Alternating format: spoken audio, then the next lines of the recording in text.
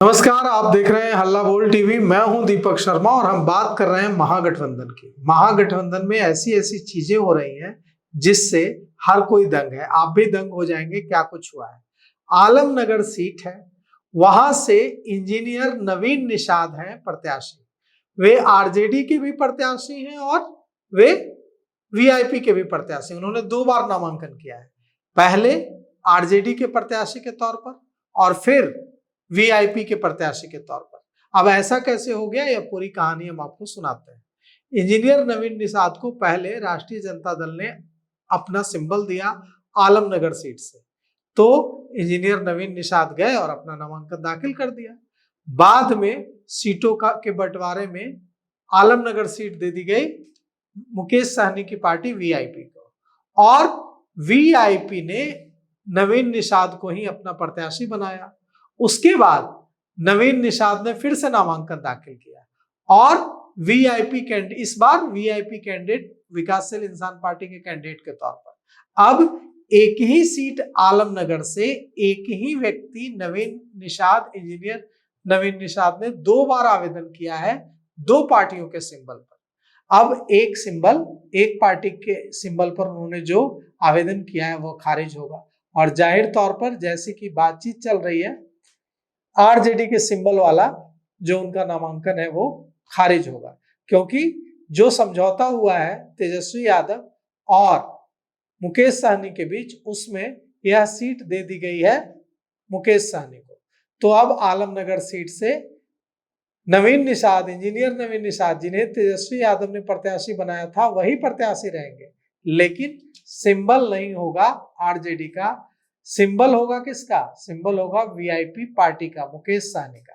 तो ऐसे ऐसे कारनामे हो रहे हैं। क्यों हो रहे हैं ऐसे कारनामे? इसलिए कारनामे ऐसे हो रहे हैं क्योंकि महागठबंधन में बिल्कुल भी हालात ठीक नहीं है। कांग्रेस और राष्ट्रीय जनता दल के बीच बातचीत तक नहीं हो पा रही है।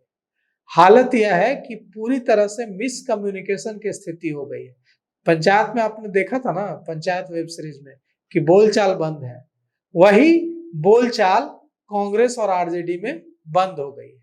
किसी तरह का कम्युनिकेशन नहीं हो पा रहा है। ट्वीट के जरिए, शेरो शायरी के जरिए बातचीत हो रही है। कैसी शेरो शायरी? कुटुंबा से विधायक है और बिहार कांग्रेस के अध्यक्ष हैं राजेश राम।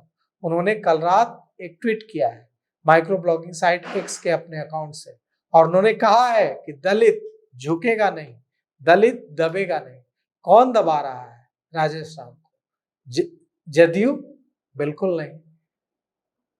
बीजेपी? बिल्कुल नहीं। उनका इशारा आरजेडी की तरफ। क्यों आरजेडी की तरफ है? क्योंकि आरजेडी सुरेश पासवान को कुटुंबा से उम्मीदवार बनाने पर अड़ी हुई है, और वहां से सुरेश पासवान ने एनआर तक कटवा लिया है। 20 अक्टूबर को वे जाकर नामांकन दाखिल करेंगे आरजेडी के सिंबल पर, आरजेडी के प्रत्याशी के तौर पर। अब सोचिए कि बिहार कांग्रेस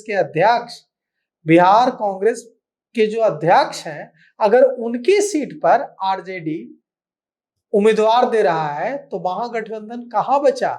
महागठबंधन की हालत क्या हो गई? तार-तार हो गया है महागठबंधन। अब इसकी कहानी यह है कि तेजस्वी यादव चाहते थे कि राजेश राम इस बार कुटुंबा से न लड़े और यह सीट दे दी जाए सुरेश पासवान को, आरजेडी को, राजेश राम चले जाएं मोहनिया। लेकिन राजेश राम इसके लिए तैयार नहीं हुए, और तैयार होते भी कैसे?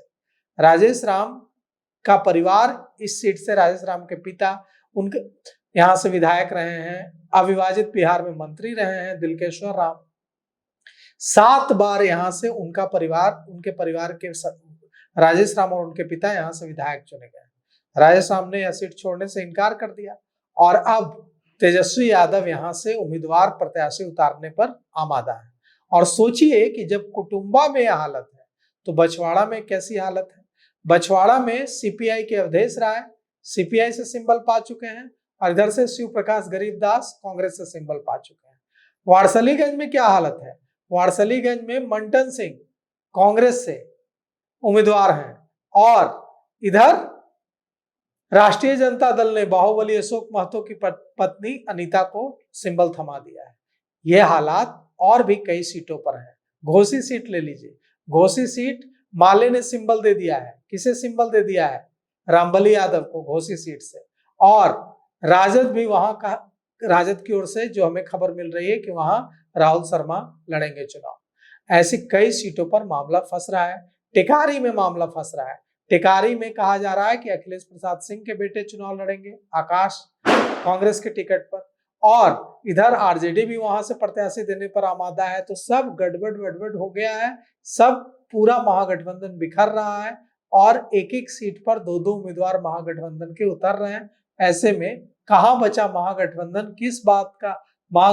किस बात का इंडिया अलायंस पूरी तरह से तार तार हो गया है और यह महागठबंधन के लिए कहीं से शुभ संकेत नहीं है। आज पप्पू यादव ने इस बात पर मुद्दा बनाया कि लालगंज में जिस तरह से बाहुबली मुन्ना शुक्ला की बेटी को, शिवानी शुक्ला को टिकट दिया गया कांग्रेस के प्रत्याशी के खिलाफ, और भी कई सीटों पर उन्होंने मुद्दा बनाया और अपील की कि महागठबंधन को ऐसे मत तोड़िए। तेजस्वी यादव से अपील की और कहा कि राहुल गांधी चाहते हैं कि महागठबंधन एकजुट रहे, लेकिन तेजस्वी यादव अगर ऐसे जिद करेंगे तो फिर महागठबंधन कैसे बचेगा। तो अब महागठबंधन बचाने की जवाबदेही तेजस्वी यादव, राहुल गांधी, कृष्णा अल्लावरू, राजेश राम जैसे नेताओं पर है और देखना यह है कि तार तार होता दिख रहा महागठबंधन बच पाता है या चुनाव से पहले ही बिखर कर टूट जाता है। तो फिलहाल इस पेशकश में इतना ही। आगे की खबरों के लिए देखते रहिए हल्ला बोल टीवी। शुक्रिया।